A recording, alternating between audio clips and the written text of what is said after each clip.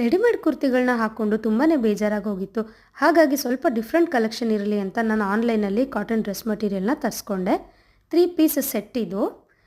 3 ಪೀಸ್ಗಳು ಸಹ 2.5 ಮೀಟರ್ಸ್ ಇದೆ. ಈವನ್ ದುಪ್ಪಟ್ಟ ಸಹ 2.5 ಮೀಟರ್ಸ್ ಇದೆ.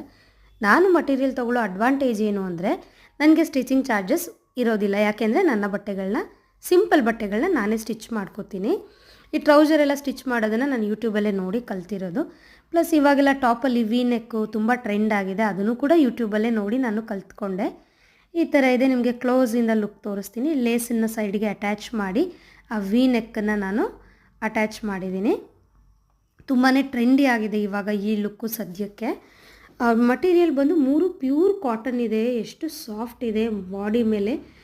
ಒಂಥರ ಲೈಕ್ ಕಂಫರ್ಟ್ ಫೀಲ್ ಕೊಡುತ್ತೆ. ಪ್ಯಾಂಟು ಇವಾಗ ಟ್ರೆಂಡಲ್ಲಿರೋ ಟ್ರೌಸರ್ ಪ್ಯಾಂಟು ನಾನು ಸ್ಟಿಚ್ ಮಾಡಿರೋದು ನೋಡ್ತಾ ಇರ್ಬೋದು. ಈ ಥರ ಇರುತ್ತೆ ಇದರದ್ದು ಫೈನಲ್ ಲುಕ್ಕು. ತುಂಬ ಚೆನ್ನಾಗಿ ಬಂದಿದೆ ಫಿನಿಶಿಂಗು. ಸೊ ಈ ಥರ ಸಿಂಪಲ್ ಸ್ಟಿಚಿಂಗ್ಸ್ ಎಲ್ಲ ನೀವೇ ಮಾಡ್ಕೋಬೋದು ಫ್ರೆಂಡ್ಸ್. ಯೂಟ್ಯೂಬಲ್ಲಿ ಸುಮಾರು ಟ್ಯುಟೋರಿಯಲ್ಸ್ ಇರುತ್ತೆ. ಸ್ವಲ್ಪ ಸ್ಟಿಚಿಂಗ್ ಬರುತ್ತೆ ಅನ್ನೋರು ಕೂಡ ನೋಡಿ ಕಲಿತು ನೀವೇ ಮಾಡ್ಕೋಬಹುದು. Thank you.